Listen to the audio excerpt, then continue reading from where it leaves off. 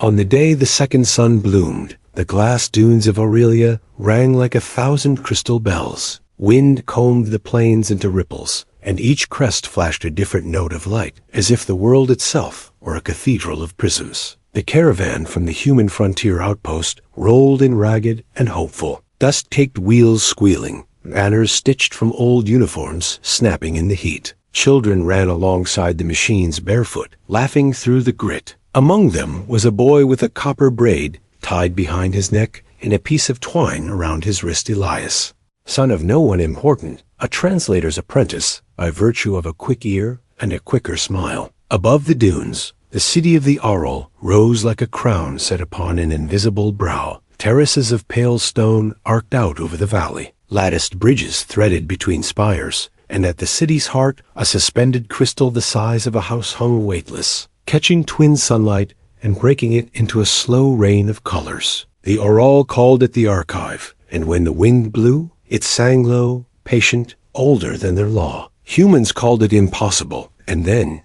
as they often did, built a market beneath it, and learned to buy and sell in the shadow of a miracle. That was the day the imperial cortege arrived from the inner provinces, a procession of living metal and silk, escorting a girl who wore a diadem like the horizon itself. She was not yet a queen. The crown danced at a distance above her head, as if unsure of the fit. Her name was Kareth, a name that tasted like sunshine on stone, and her face was a study in quiet defiance. Where other nobles wore masks polished to mirror their lineage, she had left hers translucent enough to let the world through. Courtiers whispered. The dowager aunts whispered louder. Elias saw her first as a pattern of light on a litter, and then as a person when her gaze, curious and unafraid, flitted past the formal ranks and found the unruly edge where the human children clustered. He lifted a hand on impulse. A guard stepped to block his view. He ducked left, grinning. Kareth's lips curved, just a little. It was nothing. It was everything. Then the dune above the market wall shifted. Glass sand, fused by centuries of twin sun heat into brittle sheets, cracked with the sound of breaking chandeliers. A maintenance skiff, unmoored by the tremor, skidded along the top of the wall and tipped into empty air, its underside sparking. It was going to crush the front rank of the cortege. By luck or design, that front rank included the girl whose crown refused to settle. People screamed.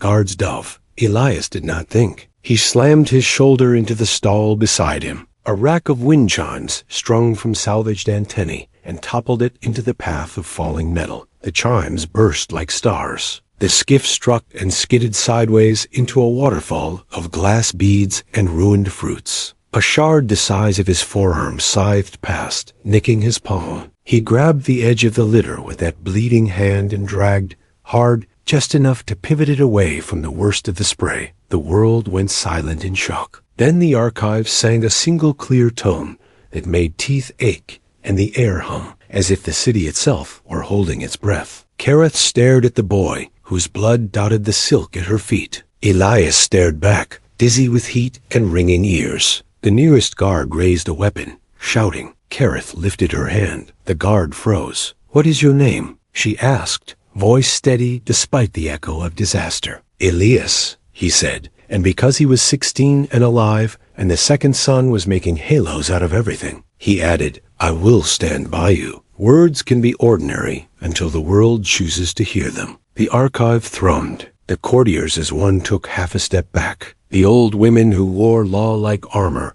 leaned forward, eyes bright as chips of ice. Kareth's expression flickered surprise, and something like recognition, and finally a warmth that made the twin sons seem redundant. "You bleed," she said softly. It seemed important, he managed. She reached for his hand. The guards hissed. The dowager aunts muttered about contagion, about taboo. A star oath was a rite of the old dynasties, made with mingled blood beneath twin light when choosing a life bond or swearing a vow no court could unmake. It was ritual, it was politics, and it was peril. No one said the word. Everyone remembered it. Kareth ignored them. From her wrist she slipped a narrow ribbon of hammered silver and bound it around his. Over the cut, knotting it once, twice, as if tying down fate. "Then hear me, Elias," she said, eyes on his on purpose. "When the suns meet again, if you stand by me, I will stand by you. The archive's light came down like rain. Somewhere deep within its facets, a new note took root and began to travel, slow as seafloor currents, patient as law. The oracular keeper, a thin person with skin like mother of pearl and a voice like wind through reeds, smiled in a way that made courtiers uneasy. Witnessed, they said. Indexed. Elias' father yanked him back by the collar, face pale with terror. Have you lost your mind? He hissed. Do you want us exiled, or worse, married into a problem we cannot afford? Elias couldn't answer. His hand burned beneath the ribbon. Kareth's litter lifted. The procession flowed on. But as it passed, a small mechanical bird detached from the canopy and dropped, fluttering, into Elias' pocket. It was a toy in the shape of a comet, feathers etched with tiny equations. He closed his fingers around it and felt it click, alive with a message. That night, in the market's upper shadows where lanterns hung like low stars, the comet unfolded into a thin strip of paper, scented faintly of ozone. Come to the Garden of Comets. Bring only your true name. He went. The garden was a place of falling light, where slow fountains of ionized dust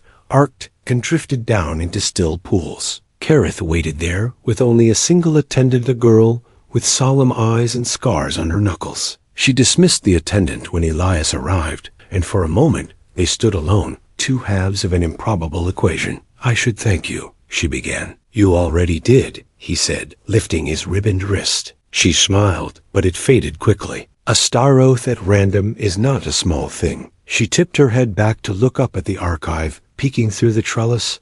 Its glow softer here. My aunts will call it theater. The Iron Dukes will call it an insult. The law will call it binding. And you? Elias asked. I call it breath, she said. And then, after a heartbeat, and trouble. What sort of trouble? The sort that wears a crown like a shackle, she said lightly, but her hands were tight. There is a marriage pact waiting to be inked. A man who calls mercy weakness. If that pact holds, the next war will be fought in your markets and your schools, and then in your homes. He swallowed. You could say no. She laughed, a sound like thin glass chiming. Queens say no by building a yes, larger than the old world can hold. Her gaze found him again, not royal now, but frighteningly human. Do you regret it? He looked down at the ribbon and thought of the weightless crystal singing. He thought of the skiff and the blood and the way the suns had seemed to lean closer. No. Good, she whispered, and reached for his hand until their fingers touched. The archive answered with a low murmur. Somewhere, law shifted in its sleep. Behind them,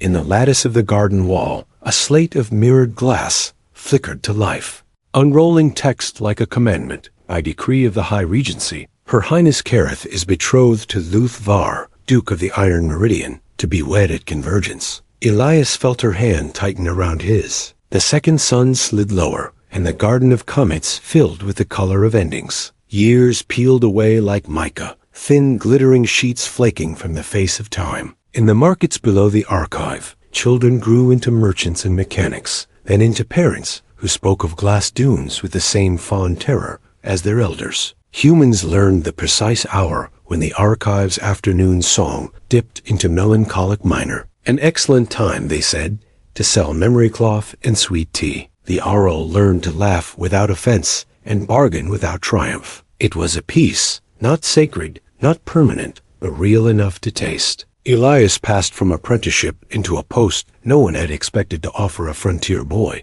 liaison to the archives keepers. With a desk halfway between human bureaucracy and Aural ritual, he wore the silver ribbon like a pulse on his wrist. It had tarnished and brightened a dozen times, as if breathing on its own. He told himself it was only a memento, an artifact of a moment that had burned brighter than it had any right to. He did not tell himself that at night, sometimes, he dreamed of a garden where dust fell like snow and of a girl with the horizon floating above her head. He met engineers and sages, thieves and poets, soldiers and cooks. He learned the grammar of the Aural's Sung star maps, how each note bent around gravity wells and taboo zones the way river water skirts rocks. He learned when to bow and when to look someone squarely in the eye and say, no. He learned that mercy made enemies, but so did any choice worth making. The convergence approached like a drumbeat heard through walls, first as rumor and as calendar, and as the subject of every conversation that mattered. Once every few decades,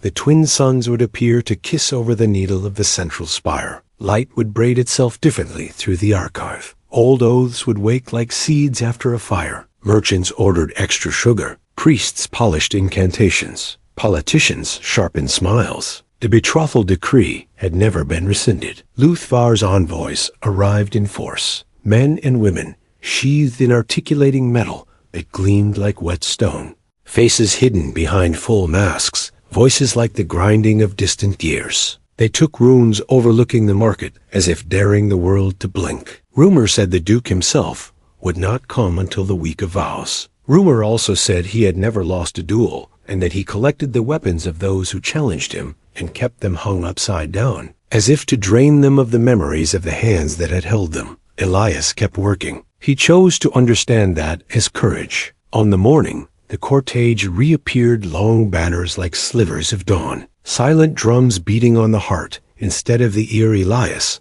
stood on the terrace beneath the archive and pretended to inventory a crate of translated charters. The air tasted like heat and limes. People pressed forward for a glimpse. The world held its breath in a way he had learned to dread and crave. Kareth stepped onto the terrace. She was taller. The crown still hovered, but closer now, as if accepting an argument it had long resisted. She wore her mask again, translucent, not opaque, and the light backlit her expression into a halo of resolve. The market roared. She smiled, the formal kind, the one queens must learn, that looks like generosity even when it is made of bone. Her eyes found him. It was like being named by a star. Later, in the hollow of the afternoon, a mechanical bird landed on his desk and stared at him with jewel-bright indifference until he unlatched the message in its chest. The ribbon was there first, coiled like a remembered touch. Beneath it, a note written in a hand he had only seen once at close range. In a garden where they had been 16,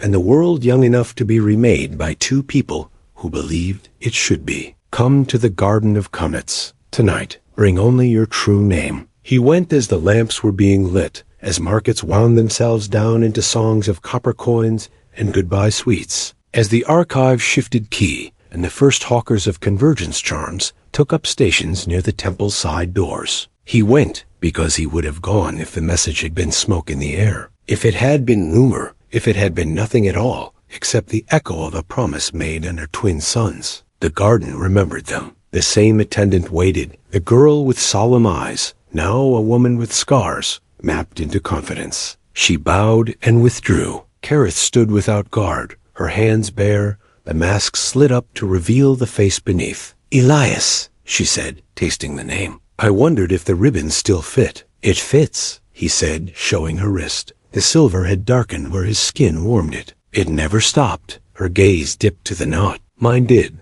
she said softly. They made me take it off. She looked back up. I kept the knot. He did not speak. He did not trust what would come out of his mouth. She filled the quiet with the practiced grace of a woman who had been taught to turn silence into an instrument. Convergence is in 5 nights, she said. At convergence, vows spoken beneath the archive cut deeper. Some laws wake, some sleep. There is an old rite, the judicium electum, that allows a princess to name a champion of her heart. It is older than the war that brought humans to this city, older than the dukes. It binds. And if you name a human? He asked. It binds, she repeated. Then, reluctantly, unless the court rejects the claim, then the claimant is exiled beyond the Iron Meridian. There are no towns beyond the Meridian. Only factories the dukes keep hungry enough to obey. Then don't name me, he said at once, surprising himself. The words felt like stepping backward at the edge of a cliff. I would rather be here, alive and near you, than noble and gone.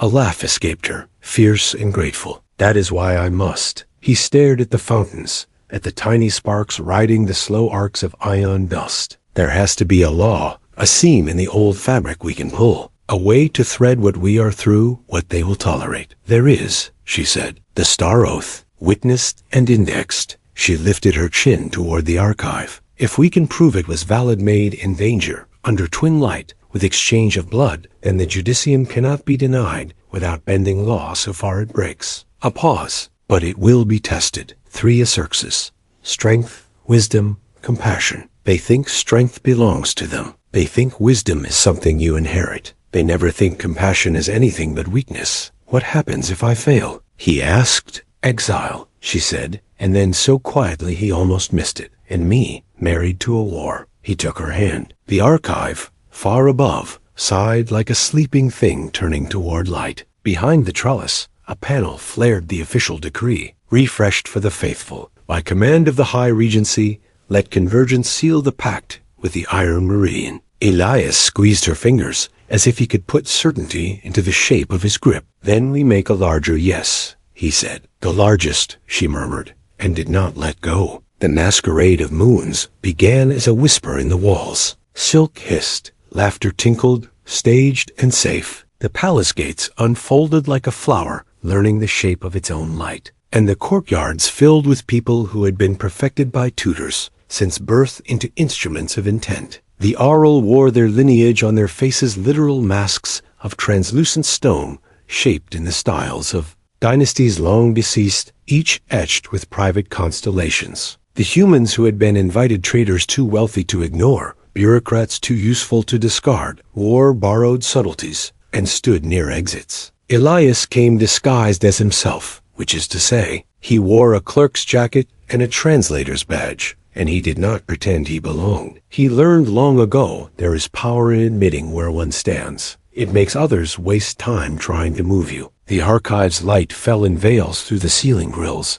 caught in the chandeliers, and dripped as prisms onto the dance floor. At the far end, the dais soared 3 steps up, then 9, then 27 to a throne carved from the same pale stone as the city's bones. The Queen Mother sat there like a verdict awaiting cause. Kareth stood 2 steps below, a question given human shape. Above her, the crown hovered, lower tonight, nimbus and net. Luthfar arrived with the quiet of avalanche. His armor was bright and ugly, practical in the way a storm is practical. Where the Aural bent metal into song, he wore plates that refused to be anything but plates. Their edges raw, their joins honest. His mask was opaque and made entirely of polished iron. It reflected 1,000 small fragments of other people and none of himself. When he bowed, it was a hinge creaking. He asked the queen permission to greet her daughter. He did not wait for it to be granted. He offered Kareth his hand and led her into the first dance, a slow court spiral that traced the geometry of the palace gardens. It should have been graceful. It looked like he was measuring the room for a coffin. Elias watched from the gallery with a cup he did not drink. Around him, people practiced their lives. A diplomat murmured into a sleeve. A dowager compared scars the way admirals compare maps. 2 young nobles kissed behind a column because no one expects joy and so no one looks for it. The music dipped. The Queen Mother raised a hand. Silence poured down the steps. On the eve of convergence, she said, voice a clear instrument tuned by decades. The court witnesses. We recall what has been promised. We test what must be tested. We honor what endures. The oracular keeper stepped forward, head bowed, robes whispering. Old law offers a window, they said. Judicium electum may be invoked by blood of the line, naming a champion of the heart before the archive to contest bonds forged for state. The room froze the way prey freezes. Kareth did not look at Elias. She did not need to. She said, I invoke. The Queen Mother's fingers tightened on the stone of her chair. Luthfar's armor made a sound like rain on slate. The dowager aunts drew breath together, as if they had trained to do so. Someone laughed once in the back of the room and then stopped. Name your champion, the Queen Mother said, each word wrapped in warning. Elias, Kareth said. A noise went through the hall like a wave finds shore. Elias felt the world make itself very simple and very large. He set down the cup. He walked. Steps he would not remember later carried him through the gallery and down the long aisle that had devoured so many men with titles and swallowed them into other men's histories. He reached the base of the dais and looked up at a queen who could unmake him with a gesture, and at a girl he had known in a garden who had tied a ribbon around his life. I am here, he said. Then hear the terms, the oracular keeper said, eyes bright as the inside of shells. 3 Acerxes, strength in restraint, wisdom in translation, compassion in cost. Pass all 3, and the archive will recognize the claim. They flicked a glance at the Queen Mother, who offered nothing. Fail any in exile, follows the challenger to the iron meridian's far side. Luthvar's mask tilted. Let us begin. The first Acerco took place not on a field, but in a circle drawn on the dance floor with salt and powdered glass. Opposite Elias stood one of the Queen's captains, a woman scarred into a map of things she had survived. Her weapon was a blade of braided light, edges dull until intention sharpened them. Elias took no blade. He carried the translator's staff he had held 1,000 times, and never once as a sword, the length of tuned crystal capped in a ring of dull metal, inscribed with alphabets that had outlived empires. Strength and restraint, the keeper called, and the captain moved. It was not a contest. He could win by meeting force with force. He learned the mercy forms in a courtyard at midnight, when the world had gone briefly kind. He learned where to put a hand to tilt a balance, how to draw a line a fraction of a breath earlier, so a strike became a stumble. He learned that bodies are honest, even when people are not. He remembered all of it. She came at him like summer lightning, fast and irresistible. He slipped the first strike and the second. He turned the third into an embrace that ended with her blade kissing the floor and his staff across her wrists, weight enough to convince without shaming. He stepped back at once, offering her the space to be unfallen. She took it. Her eyes smiled before her mouth did. The archive gave a low, approving hum. Luthvar spread his hands, iron ringing faintly. A parlor trick. Strength measured in dances. Strength measured in choices, the keeper corrected. Acerca 1 witnessed. Luthvar turned, slow and deliberate, to face Elias fully. Then let wisdom make a man of you. The second Acerca unfolded in the map. Choir. The court processed into a chamber whose floor was a shallow bowl and whose ceiling was a dome pierced by apertures that could be open to let stars speak directly to the room. In the bowl stood a spiral of stands, each with a sheet of metal as thin as a promise. And around them, the map choir stood ready oral cartographers who sang historiography in 7-part harmony. Wisdom in translation, the keeper intoned. A route must be found from the gate of ash to the river of glass that violates neither treaty nor taboo and costs no life. The maps will be sung in Aurel. The laws will be whispered in human. Choose wrongly, and you will lead a caravan into sacrilege, or a fleet into a grave. This was not a duel. It was worse. Elias took his place at the bowl's lip with the translator's staff across his knees and closed his eyes as the choir began. Sound became place. Notes curved like gravitational wells. Dissonance marked storms. Breasts were void so deep, the hairs on his arms lifted. Between stanzas, human officials murmured exceptions. This shrine cannot be overflown. That corridor is closed during convergence to pilgrims on foot. This nebula stuns the nervous systems of species with copper-based blood. He had to hold the map of sound in one hand and the lattice of law in the other, and lay them across each other without tearing either. He tried the most obvious solution first. The choir shifted key. 3 bars later, he saw the snag. The easy path cut through a corridor consecrated this season to bone burial. Ships passing there would wake ghosts of things better left, named only by silence. He pulled back and circled. The room breathed with him. Sweat slid down his spine. He found a path that honored temple airspace and dodged the Iron Duke's claim on a refueling star and used a shepherd. Current along the rim of a dead blue giant to save fuel. It would add 2 days to a pilgrim's journey and spare a war. He said it aloud in Oral and then again in human. He sang the 5 turning notes back to the choir to prove he had heard them true. The keeper waited for someone to object. No one did. Witnessed, they said. Luthvar's voice came filtered through iron and contempt. He reads, and he dances. Will you let him write law next? If he must, the Queen Mother said, as if discussing whether. The third Acerco did not wait. The keeper simply lifted a hand, and a door opened, and the cost of compassion walked in. She was the same attendant from the Garden of Comets, the woman with solemn eyes, now wide with pain. Blood soaked her sleeve where a hidden blade had cut deep. She swayed. The guard behind her held her upright with the care one shows a favored instrument. The cut was clean and ugly. It would not kill her if treated now, and it would ruin the use of her hand if not. Elias saw Luthvar's gloved fingers flex,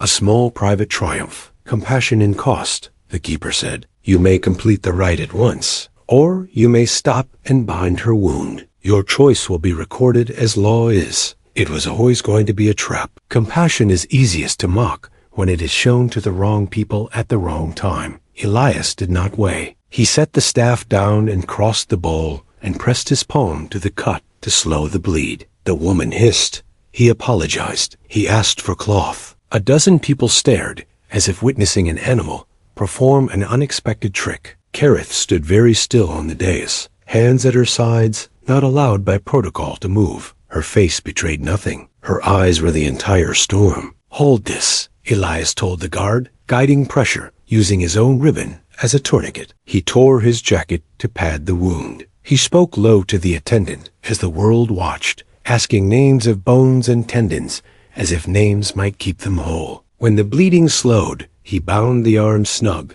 and checked the fingers for strength. "You will play again," he said, because he believed it, and because sometimes belief is a medicine all its own. He stepped back. He picked up the staff. He looked up into the bright geometry of the court. Luthvar's laugh rang muffled. "He breaks his own momentum to save a servant," he said. "Remember this when you ask him to guard your throne. He will stop in war to lift a child and lose the battle for it." Kareth's voice was very soft and very sharp. Then the battle needed losing, the archive sang. Not a note this time, but a chord, complex and luminous, harmonics rising like a flock. The light in the dome shifted, so it fell like blessing on the attendant's bandaged arm, and like clean noon on the circle of salt and glass. The keeper bowed their head. A Circal 3 witnessed. Elias felt the ground tilt under him. Triumph tried to bloom, and fear put a hand over its mouth. Protocols unspooled. The map choir stilled. Courtiers remembered to murmur. The Queen Mother stood,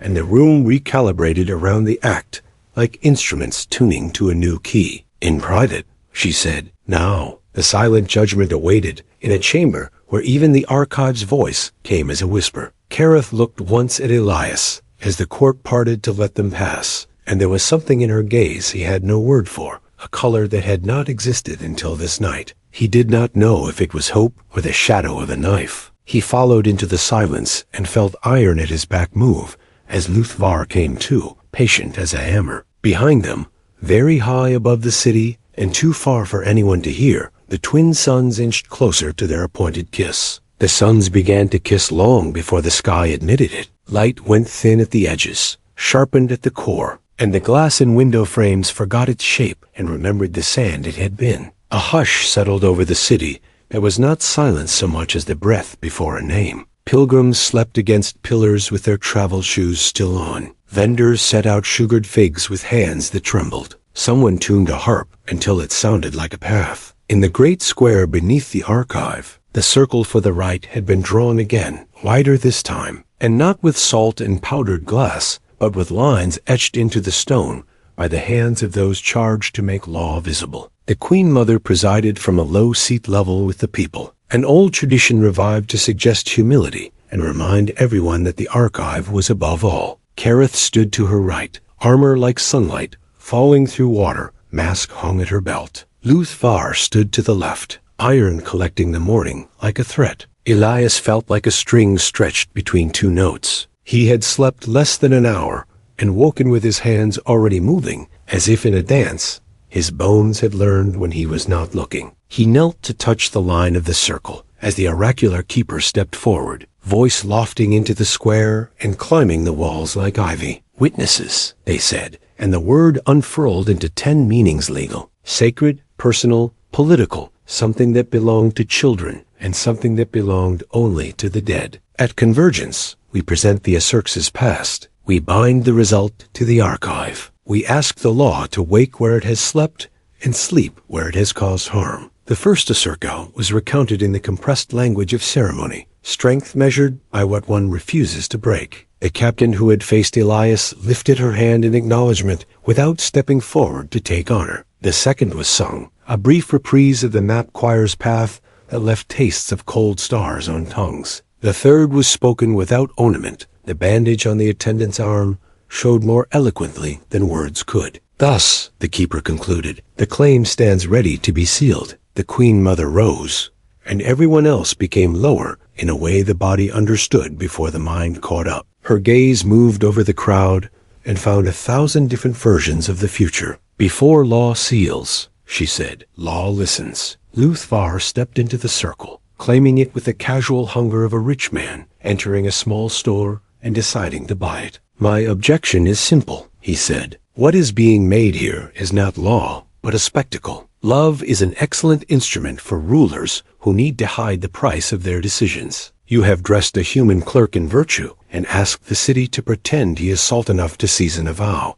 Elias wanted to laugh. He was not salt enough to season anything. He was a boy with a ribbon who had made a promise and then tripped over it into manhood. The Queen Mother's mouth did not move, but the look she gave the Duke could have pared an apple. If your objection were simple, you would not be so loud, she said. Offer the law its teeth or sit, he offered them. Judicium electum was written when the oral were alone and war was ritual. It does not apply to foreigners whose loyalty the crown cannot compel. It does not apply to oaths made without counsel. It does not apply when the balance of power between houses is at stake. He lifted his hand. Iron glittered. I hold 3 reasons. Choose any. The oracular keeper looked past him, as if reading notes written on air. The archive indexes 2 counterweights, they said. 1. A star oath witnessed under twin light is counsel enough for the heart it binds. 2. The crown's first duty is not to the balance of houses,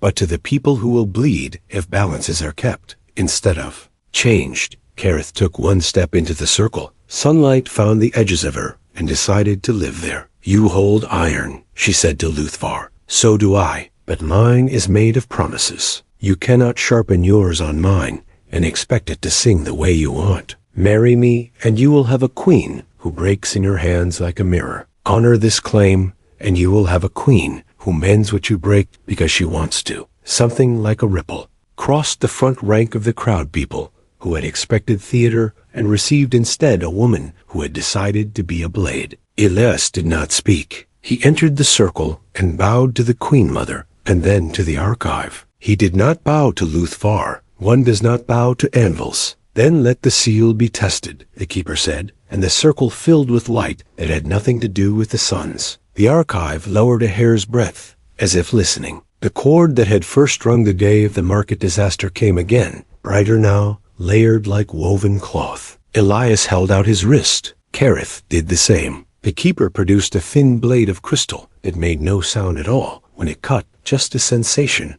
like stepping from shadow into heat. Blood gathered, bright as a decision. The keeper turned both wrists upward, so the drops fell together into a small bowl of hammered silver. The bowl chimed when they met, and the chiming climbed and climbed until it was a place, instead of a sound, a narrow bridge between what had been and what would. Name what you ask, the keeper said. Kareth did not look away from Elias. I ask that the vow made under 2 suns be recognized under their kiss. And you? The keeper asked Elias. He thought of the garden and the salt circle and the map choir, and the woman whose arm he had bound, and of Luthvar's laugh, and of the Queen Mother's eyes weighing him like a coin that might be counterfeit and might be rare. I ask that mercy be made law, he said, surprised at his own audacity, that the path that spares the most be the path we teach children to sing. For an instant, the square held the taste of cold iron. Then the archive answered. Light ran down its facets like water,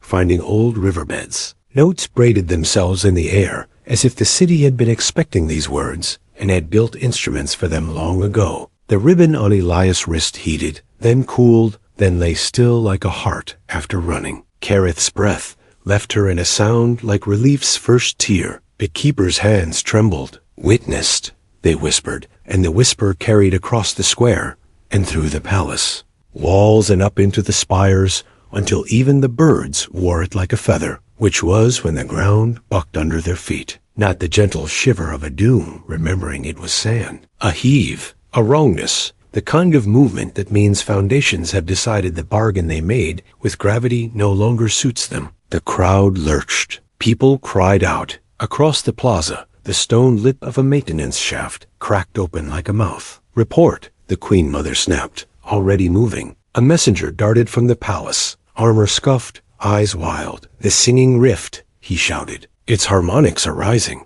The stabilizers are misaligned. If it grows, It will swallow the archive's foundation. Elias felt the words like a cold hand on the back of his neck. The rift had been a rumor, a place the city did not talk about the way families do not talk about an aunt who drinks silence and breaks furniture. He had read a maintenance log once that had ended with a blank page. Luthvar turned his iron face toward the Queen Mother. "A good day to test a clerk," he said. Kareth's hand found Elias without looking. It was not a gesture of lovers in a story. It was a soldier taking the grip of a comrade before battle. "Come," she said. "If the city falls, no law we make today will stand." They ran as the sun's bright mouths drew closer. As the crowd opened around them, like water around a ship, as the archive hummed low and afraid for the first time in anyone's living memory, the circle remained etched into the stone behind them, full of light with no one to keep it company. The singing rift lay below the palace in a set of chambers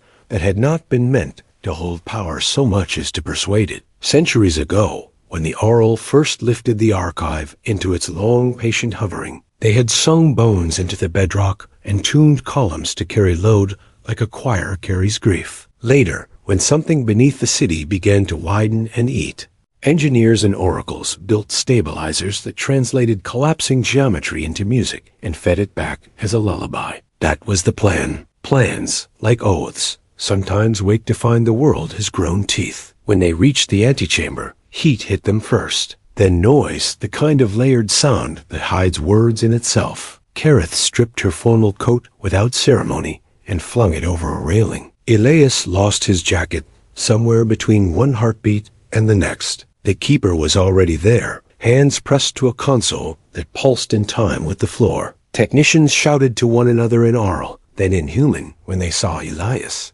Then in the hybrid shorthand, people invent under pressure and pretend is a language until after the danger is past. The harmonic anchors slipped, someone said. When the market wall cracked yesterday, a frequency spike ran through the old lattice. We damped it, but the dampers. Listen, they did. Beneath the roar was a pattern, and beneath that a pain. Elias felt a wrong note like grit in an eye you cannot wash out. The rift sang in a scale the archive answered with a faltering echo. If they matched, they would amplify each other until the palace learned to fall in a new direction. "Shut the anchors down," Kareth ordered. "We can't," the technician said. "They're holding what they can. If we drop them all at once, the rift will widen. We have to retune while they live." Elias ran fingers across the nearest panel, reading the etched notations as if they were a child's primer. He had learned the song star maps to avoid old graves. He had mended wounds fast enough to save a hand. He had never retuned a foundation while it tried to unlearn holding. But the language was music and numbers, and he knew both well enough to be dangerous.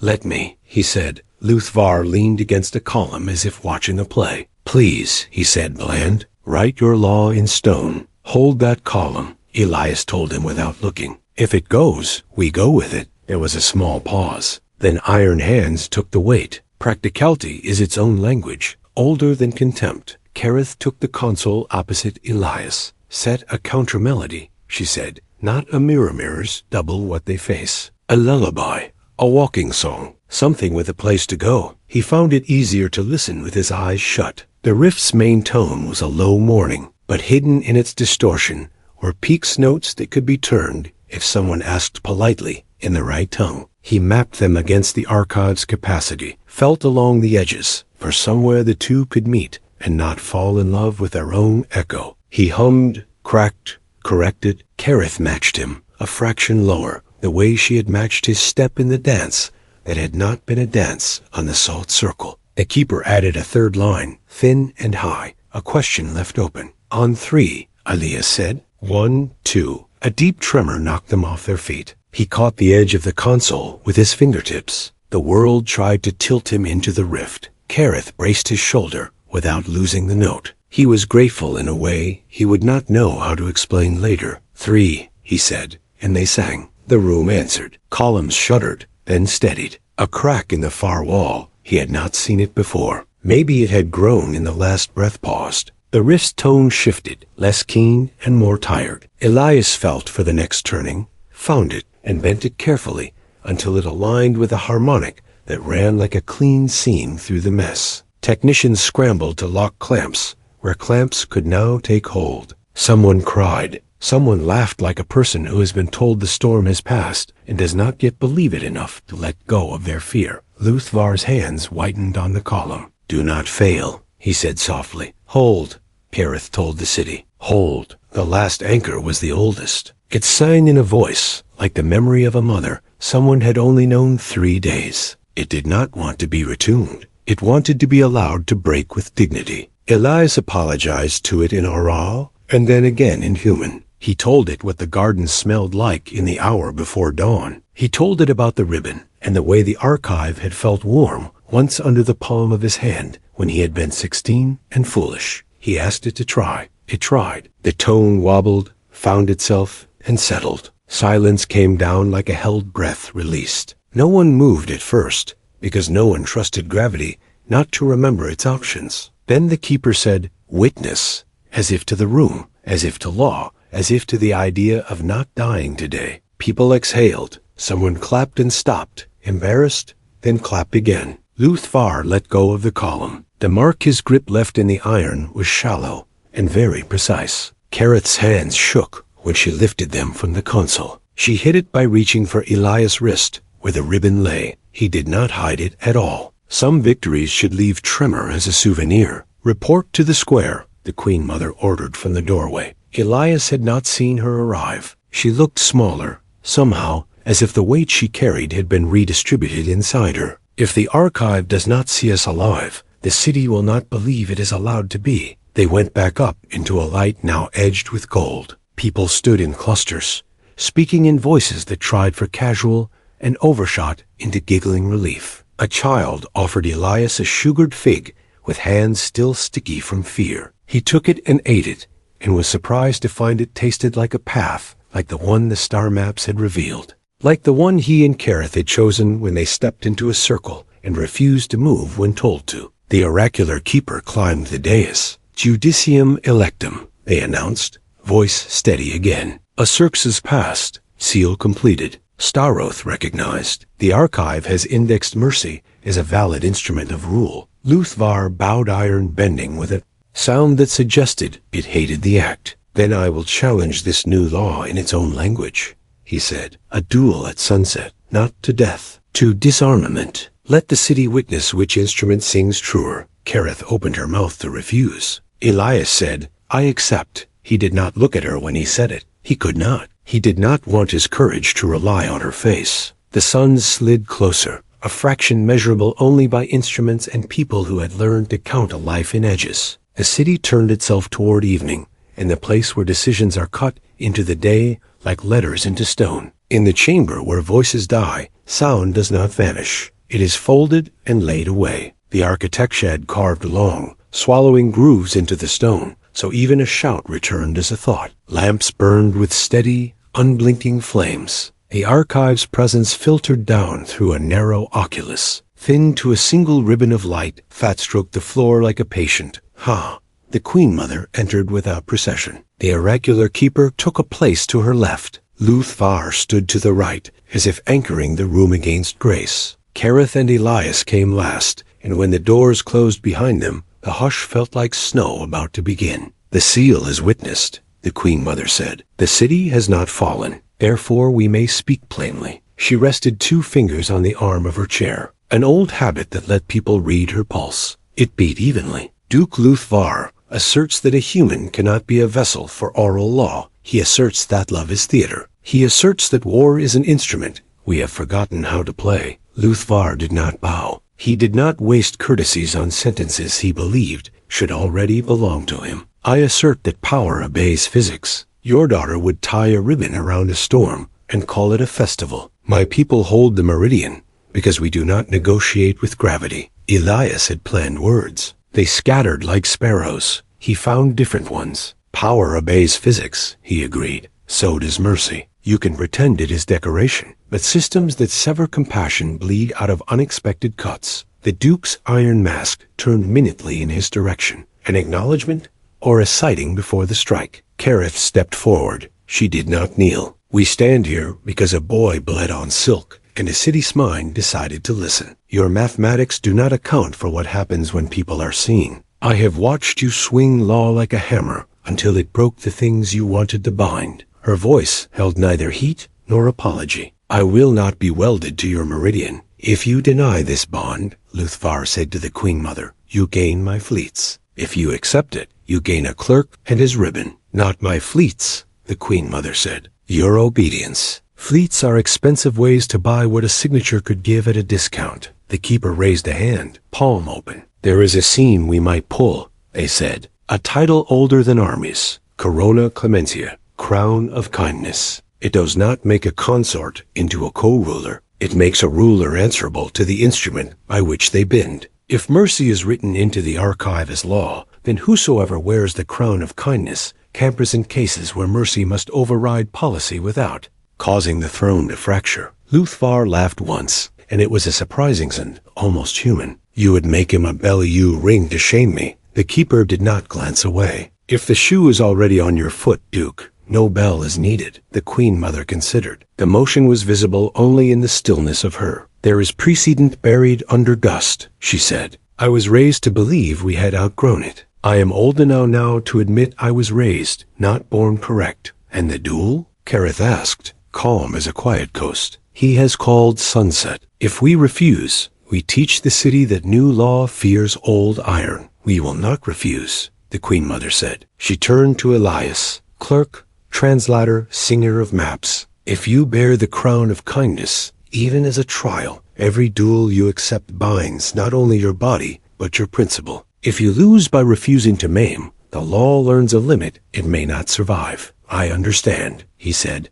though he could not know until the blade kissed his wrist and asked his bones for definitions. You will face him, she said, and you will not kill him, even if the easiest way to live is to do so. We do not found mercy on murder. Luthvar's shoulders relaxed a fraction, as if he had been braced for a different order. At last, Carol, I like. Do not misunderstand me, the Queen Mother said. If you force me, I will break you in a room without witnesses and feed the pieces to dogs trained to forget. But I would prefer to let the archive do the work. Something like pleasure tilted Kareth's mouth. Mother, she said, and the word had a new texture. Not rebellious, not obedient, but in alliance with the third thing the room did not yet have a name for. Elias bowed to the Queen Mother, then to Thekeeper, then to the idea of not dying stupidinite. Grant me one request, he said. Let me set the terms of engagement, not weapons, not ground only what counts. Luthvar tipped his iron face in assent. Set your stage, clerk. Disarmament counts, Elias said, not humiliation. If a hand is offered, it must be taken. If a weapon is dropped, it must not be kicked away. If a knee touches ground, the other will step back. We teach the city the difference between victory and domination. The Duke considered for the length of a breath. Agreed, he said. I do not require cruelty to win. The keeper wrote the terms into a small plate and slid it into a slit in the wall. Deep within the stone, something clicked Law's teeth, finding a new groove. Then go, the Queen Mother said. Eat, breathe,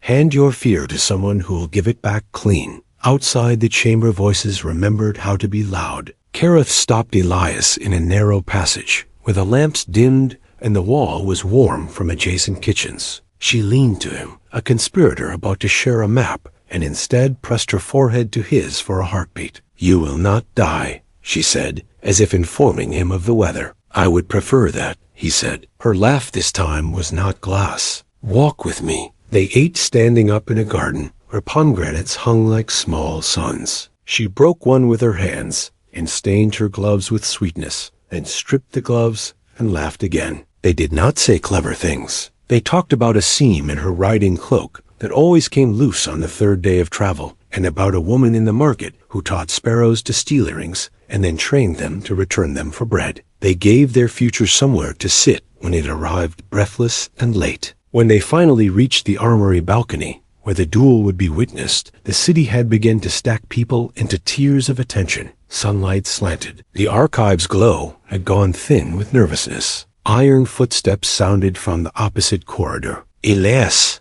Kareth said, stopping him with her hand. He turned. Her face had put all its masks away. When he strikes, and he will do not answer the question he asks. Answer the one that will change the room. He wanted to ask for a second definition. He wanted to ask for 1,000. He nodded instead. "Bring him back," she said, and left him with the sky. The balcony had been built for trumpet fanfares and rain. It took both beautifully. Tonight it took breath, thousands of them, and turned them into a wind that smelled like metal and fruit and skin. Below, the square where the circle had been drawn was a topography of faces, hope, hunger, boredom, calculation. Above, the twin suns slid toward each other in a geometry that made mathematicians briefly religious. Elias stepped onto the marked floor with the translator's staff in his right hand. It was not a weapon. It had never asked to be one. He apologized to it under his breath. Luthvar emerged opposite, iron already refusing the sunset's attempt to make anything softer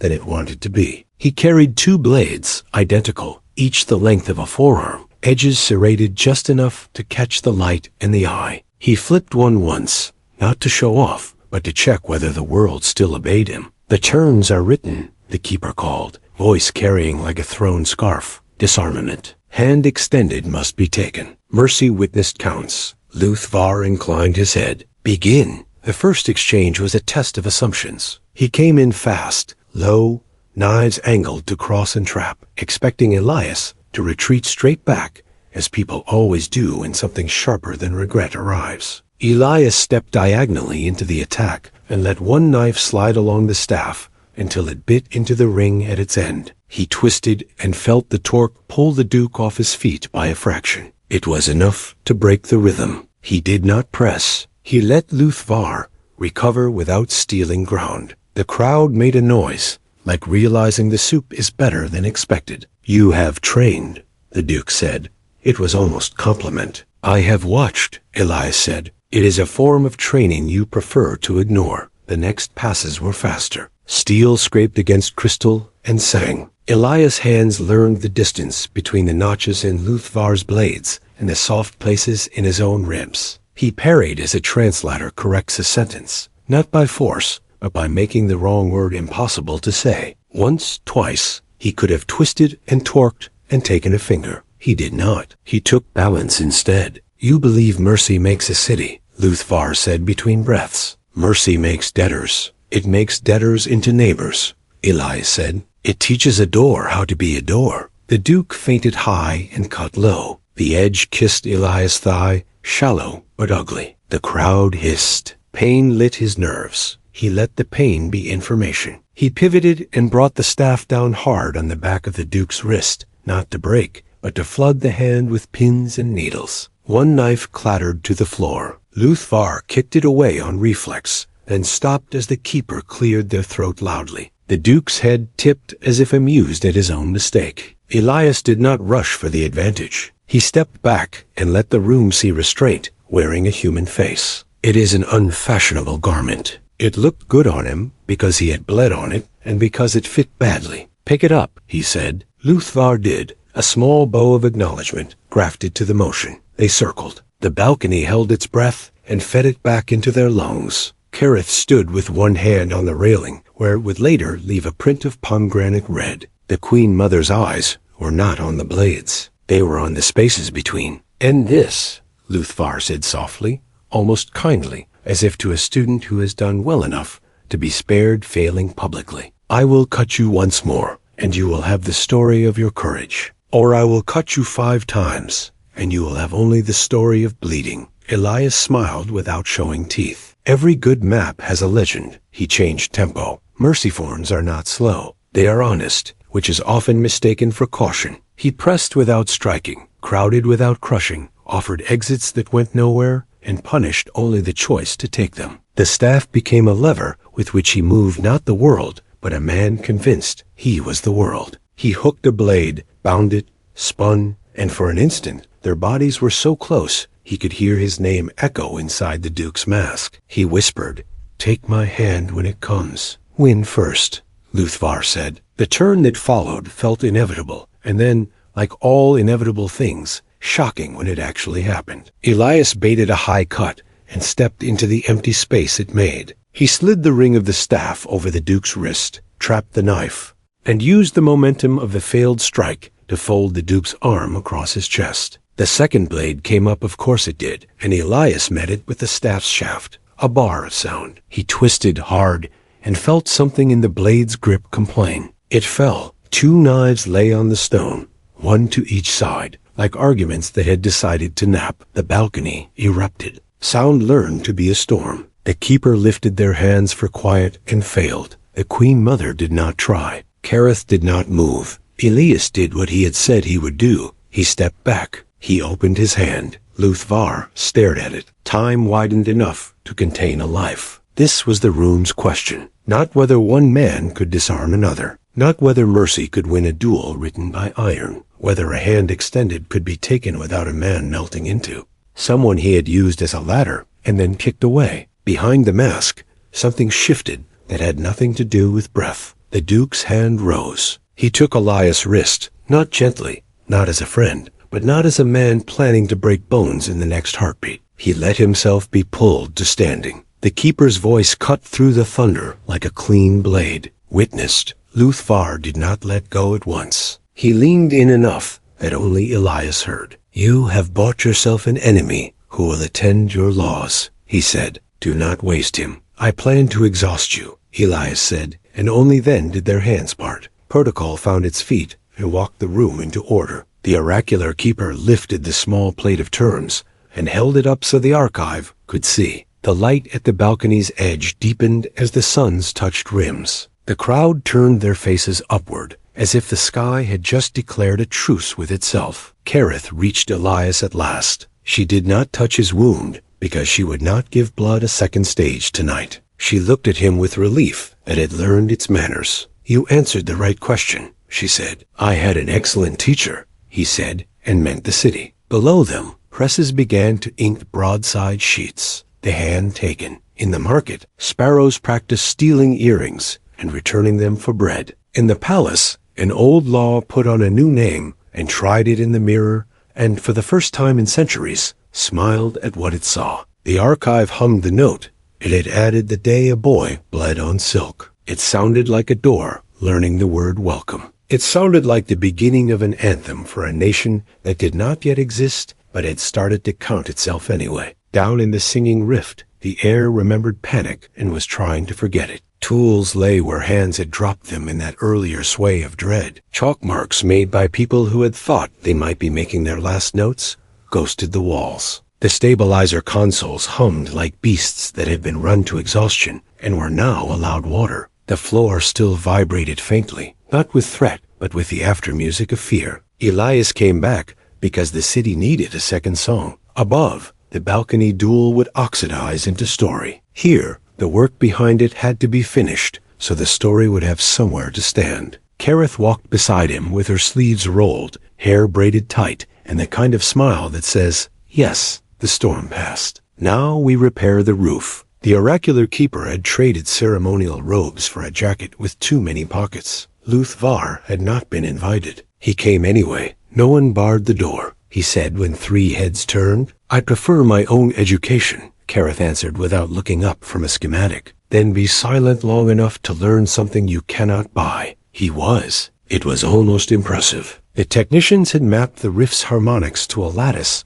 that looked like a harp built by an architect who had loved both cathedrals and spiders. Elias traced the lines with a finger he kept from trembling by will and pride. The earlier retuning had steadied the worst of it, but the anchors remained out of alignment by tiny, treacherous margins, millimeters that would become meters if convergence pushed too hard on the city's bones. "We need a counterline that does not fight the main harmonic," Elias said, more to think aloud than to instruct. "Something that gives the rift somewhere to pour itself, without eroding the foundation." "A spillway," the keeper said, brightening. "We have a prayer for rain that does the same for fear." "Teach it to me," Elias said. They sang softly as workers moved cables and tightened clamps. The prayer was simple, all open vowels and steps downward, a melody that taught the body how to put weight back where it belonged. Elias nested it against the rift's slower pulse and felt the interference pattern smooth. Kareth joined on a lower line that turned the prayer into a path. The air learned it at once, grateful to be told what to do. Midway through the work, a commotion rose from the access tunnel. A group of children pushed through, led by the attendant whose arm Elias had bound. Her bandage was clean. Her eyes were stubborn. The smallest child clutched a tin bird with a broken wing. "We came to sing," the attendant said before anyone could object. "If the archive hears us when we are foolish, it can hear us when we are brave." The keeper opened a hand. "Then stand by the west column. Not too close. When I lift my hand, come in on the third line." Carrot's mouth tilted. "Protocol says. Protocol can learn to carry a tune," the keeper said. They sang. The first lines built scaffolds. The second line laid planks. The children's line hung lanterns on the path and made the dark look less interested in teeth. Luthvar held a brace exactly where an engineer asked him to, without commentary, for 9 minutes and 14 seconds. When the last anchor slid into true, the room let out a sigh no one could claim as their own, because it had come from the stones. Elias leaned against a warm wall and let joy be a simple thing that required no metaphor. Kareth's shoulder found his, reef and unroyal. The attendant checked her bandage and flexed her fingers as if confirming they still belonged to her. The smallest child made his tin bird hop in a circle and announced that it was dancing because the city had taught it how. The keeper wiped their eyes and pretended not to. "The archive will want a notation," they said briskly. "We must write today into law. Not the duel. Everyone will write the duel. This. Write it as a maintenance manual," Elias said, grinning. "If we hide joy in utility, the engineers will copy it everywhere." Kareth laughed the pomegranate laugh again. "See? A clerk." Something clanged in the tunnel. Reflex tightened every body into readiness. Luthvar moved first iron as motion putting himself between the sound and the children in a way that suggested habit rather than civility. A moment later, a pair of apprentices stumbled in under a crate of replacement capacitors and nearly died of apologies on the spot. "Education?" the Duke said dryly, stepping back. The last calibrations took them into late afternoon. When they emerged into the upper corridors, the city wore the glow of a person who has made their bed and can now face the day. The Queen Mother met them in a small hall with windows facing west, where the sun's edges had begun to blur with the tenderness of a final approach. "The balcony holds," she said. "The square holds. Does the rift? It hums like a beast that has decided not to bite for now," the keeper said. "We taught it lullabies." "Good," she said. "Then we can afford politics." Luthvar bowed, and this time it was a thing done to himself, not to the room. "Your Majesty," he said, and the title landed without friction. "I have tested what can be tested in a day. I remain unconvinced that mercy can be taught to men who see advantage first. But I am willing to be bored into belief." "Then prepare to be bored," the Queen Mother said. "We will tire you with examples until your cynicism begs for wine." Kareth squeezed Elias' ribboned wrist once, a signal like a knock on a familiar door. "Walk with me," she said. They moved through the garden that had given them a first promise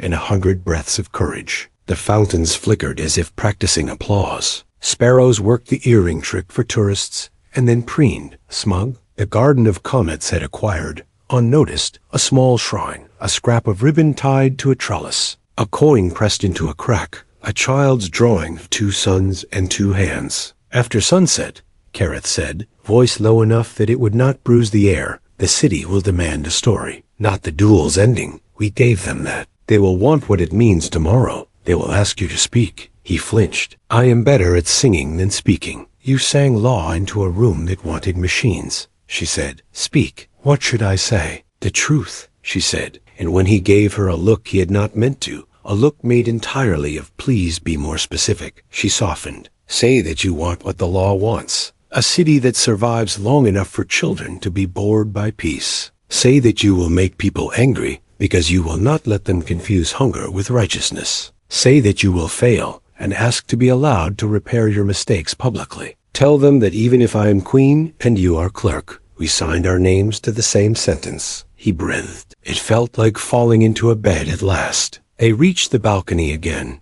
as sunset began to gild the edges of stone. People leaned on one another as if no one had remembered to bring chairs. The oracular keeper took a place near the front.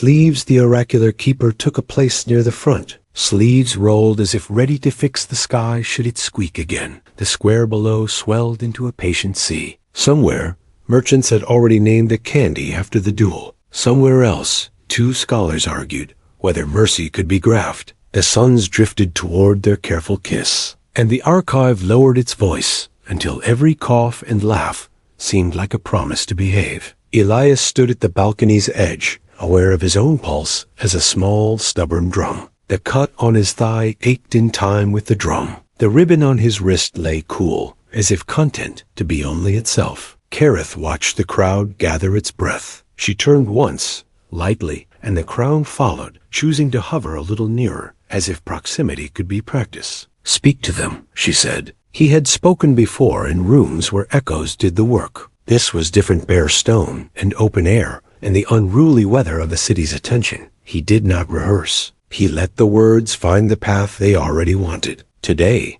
he began, and the word landed gently, and then grew. "We tuned the broken thing until it remembered how to hold us. We did not do it by shouting louder than the break. We did it by listening for the seam that would take a stitch." The square stilled. A hawker lowered a tray like a man at worship. A child on a father's shoulders stopped swinging his heels. "I was asked to fight, and I did," Elias said. But the fight he did not see mattered more. It sounded like wrenches and wrong notes corrected. It looked like hands fetching bolts and children singing, so the dark would choose a smaller mouth. "We are swift to cheer victory and slow to applaud repair. We will not survive if we keep that habit." He let them swallow that. The balcony boards clicked as wood remembered heat. "This morning, I vowed to make mercy an instrument of rule. Mercy is not softness, it is precision. It is the difference between cutting a knot because it is faster and learning to untie it so the rope can still be used. Mercy is expensive. We will pay for it with pride, with time,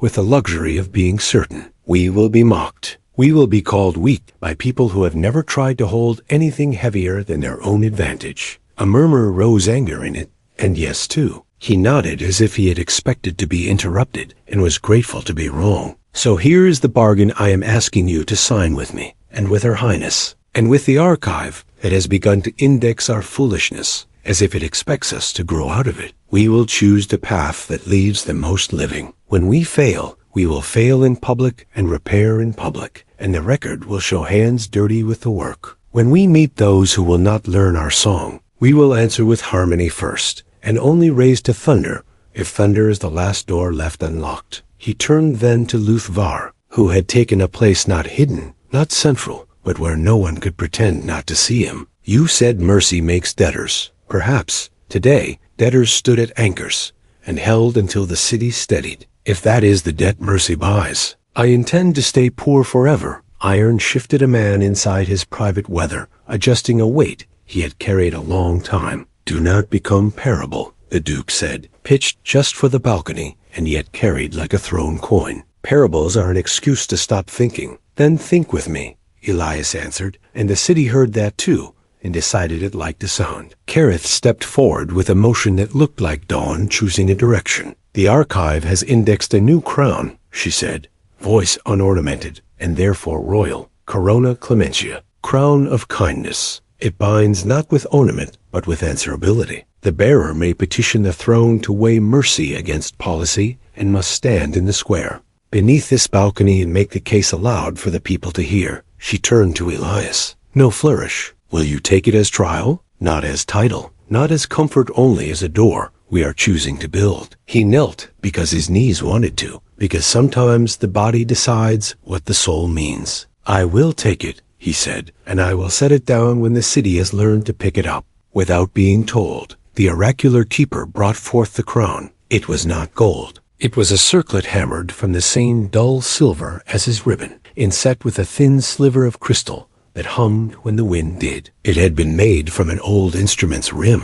If you held it to the ear, you could hear faint rehearsal. Kareth placed it on his brow, careful, like laying a warm cup on a scar. "Witnessed," the keeper murmured, and the archive answered with a low, content chord that seemed to rise from the square itself, as if people's ribs had become the sounding boards of law. Applause did not break, but unfolded, a wave starting near the food stalls, passing through the scholars, picked up by the guards, who are trained not to clap and sometimes need permission to be citizens again. The Queen Mother let herself smile in a way that would cost her in council and was worth the price. As the swell reached the balcony, a shadow crossed the tiles. For a breath, Elias thought the suns had closed the last distance, eclipse beginning. Then the shadow resolved into wings. The palace courier flock wheeling to mark convergence with ribbons. They cast down lengths of color, and children leapt to catch them, and 100 tiny knots were tied to belts and wrists and hopes. A runner climbed the stairs 2 at a time,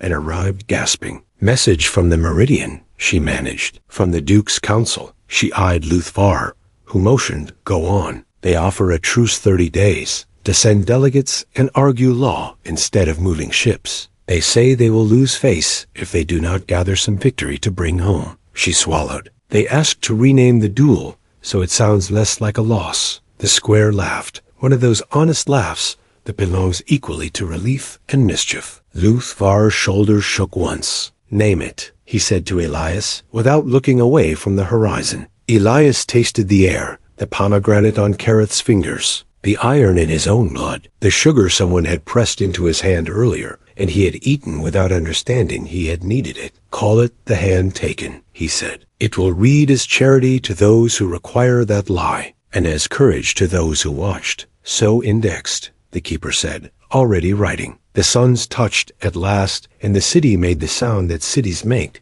when they remember they are one body. Kitchens rang pots, bells offered themselves. 2 drunks on a roof wept and swore sobriety. A mathematician whispered sorry to an estranged sister. A thief gave back an earring before the sparrow could, just to see if returning something hurt more than stealing it. For a moment, every window was a face, and every face was a window, and the archive's cord braided through them like a ribbon drawn through the spine of a book to mark where it had been most loved. Kareth leaned close, lips near Elias' ear, not for intimacy, but to ensure the words went exactly where they were meant. Tomorrow, she said, we begin the work of making this ordinary. Good, he said. Let it be so ordinary that in a year the children will yawn when I speak. They will, she promised, and squeezed his hand. Behind them, the crown hummed like a well-tuned room. Before them, the city shone with the smug relief of a patient who has survived an operation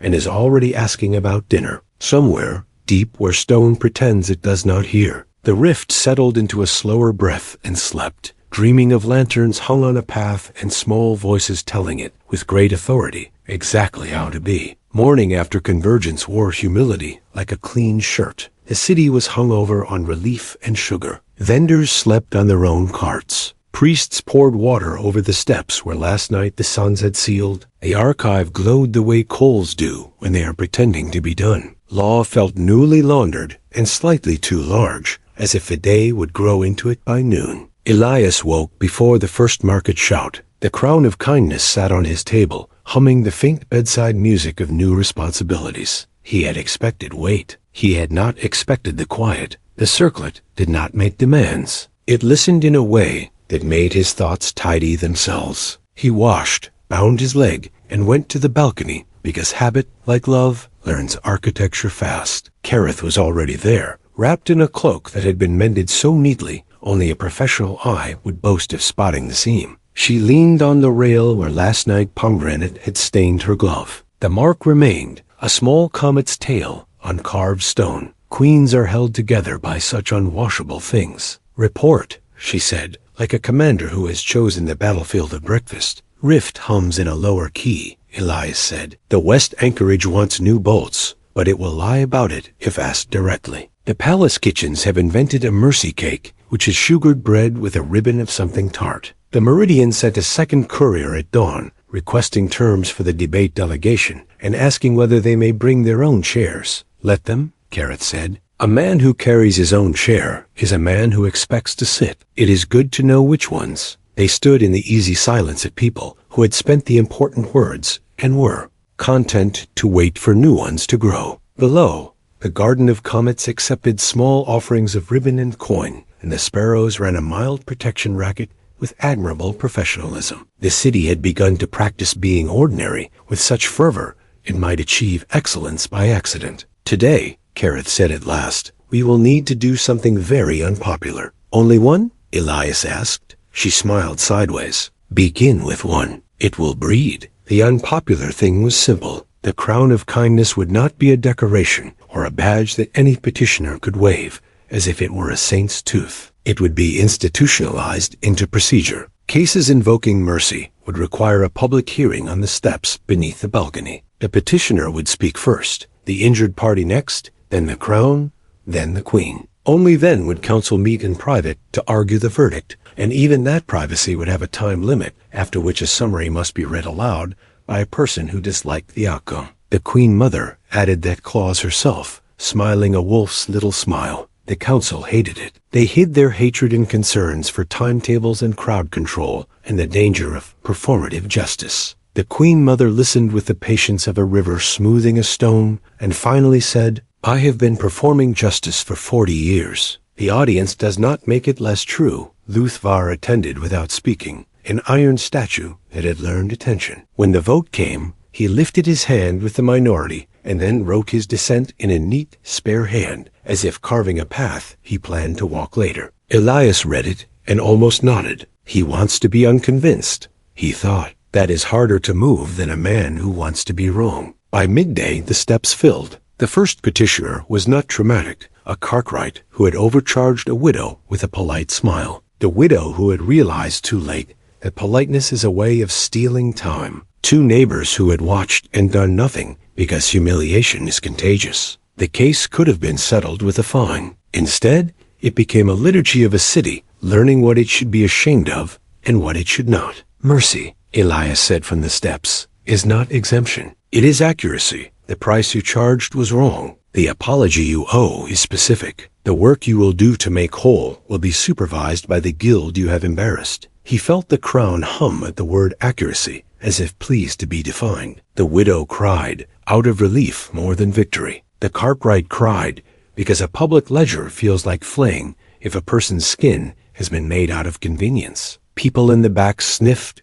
and pretended the sun had got in their eyes. Carith stood at the rail, face unreadable, and when the verdict was done, she stepped down and bought a toy for a child who had stood quietly through the whole affair so his mother could speak. Between cases, rumors arrived like late guests. The Iron Meridian had indeed dispatched a delegation. They had also sent poets. They would embarrass us into cleverness, the Queen Mother said. Good. I am bored of being called fierce. Let them call me articulate. In the afternoon, a messenger from the outlying dunes brought worse news. Raiders beyond the Meridian had taken advantage of the city's festival to test the caravan's guards. 2 were hurt, and a child missing. The crowd's mood tightened. Mercy makes easy headlines until a knife steals a child. Carith did not look at Elias. Elias did not look at Carith. They did not need to. The crown cooled against his brow, as if readying itself to be unpopular again. We will go,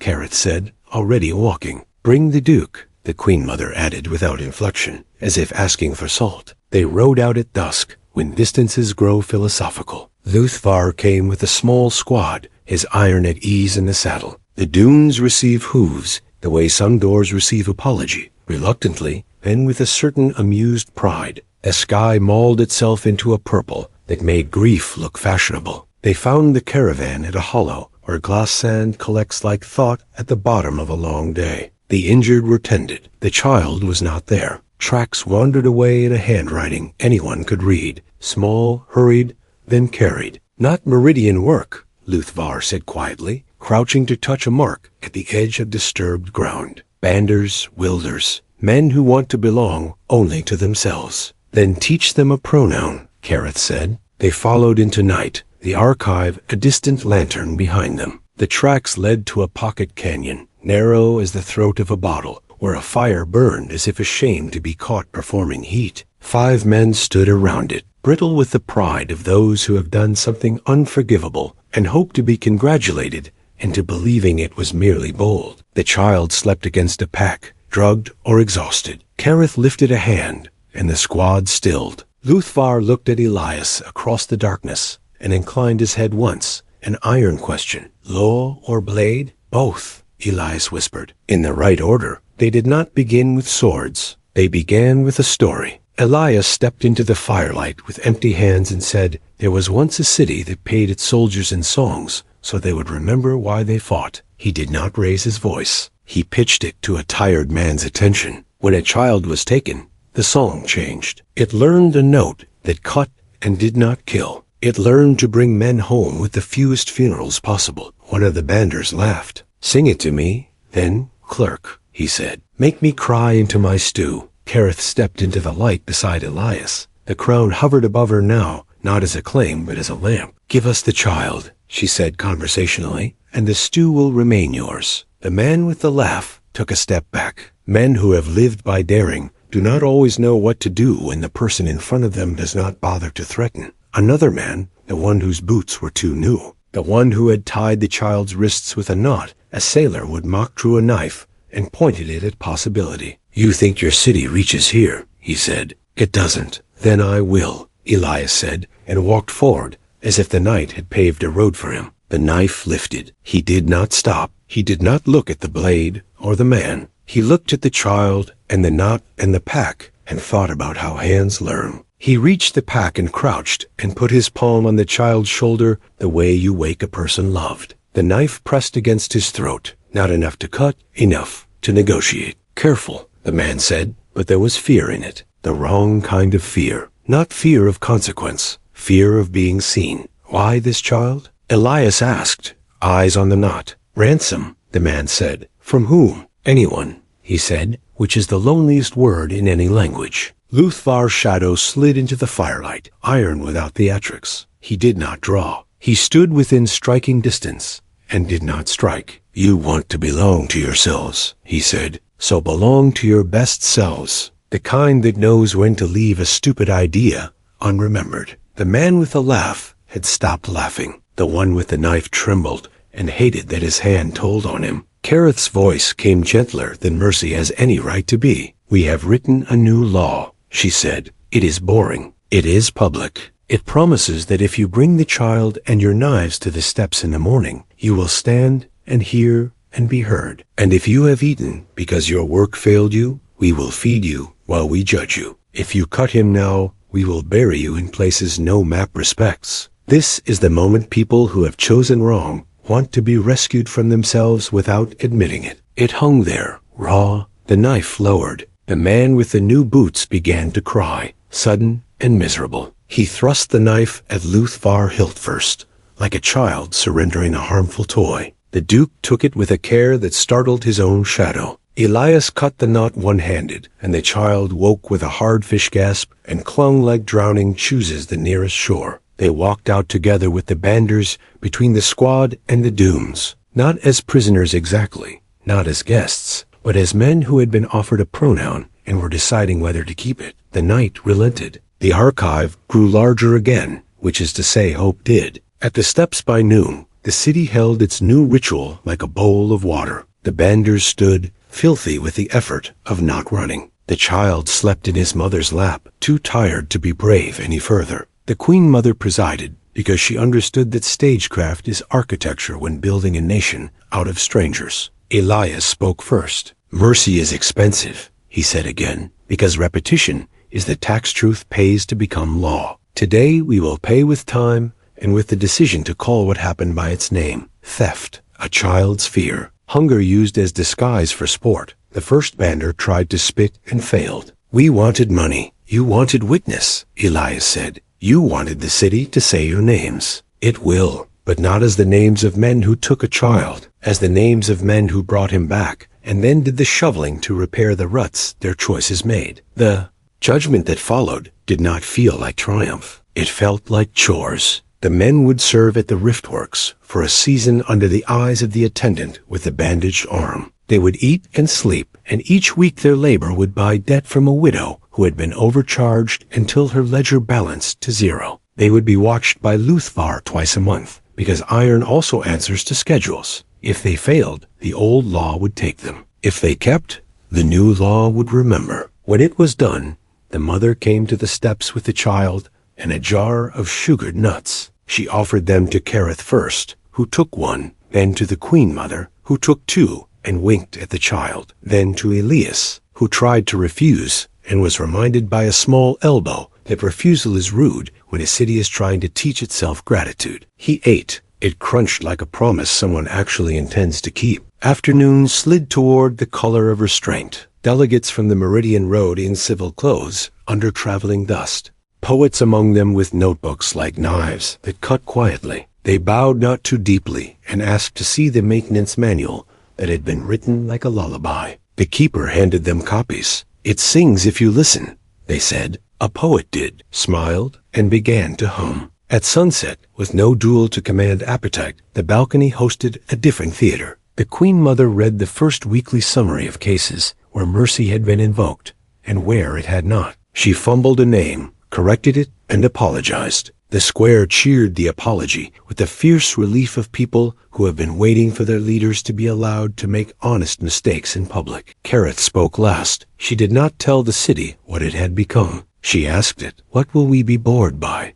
"A year from now," she said. "Choose something beautiful." Elias stood at her shoulder, the crown humming like a second pulse. He thought of a boy in a market, and a girl on a litter, and a piece of glass falling wrong, and 2 sons that had decided to become a verb. He thought of a duke who had taken a hand and then held a brace when asked. He thought of children singing to stone and of banders who had brought a child back because a queen had promised them boredom instead of blood. He took Careth's hand because there are moments when the private is the most public argument a city can witness. The square saw and did not jeer. A few people cried because joy embarrasses them. Most simply decided to go on living. Night came as if it trusted them. The archives sang the note it had added, and then a harmony, and then, faintly, a new line under both. The sound of law learning a lullaby it intended to teach its grandchildren. The crown warmed, not heavy, not loud, just there. The way a door is there long after the carpenter has left, and the paint has dried, and the people who live in the house no longer remark upon it, because they are busy doing the ordinary miracle of going out and coming home. And in the garden of comets, where dust falls like slow rain and promises ripen like fruit, 2 ribbons hung side by side and did not need to be knotted again. They had already taught the city how.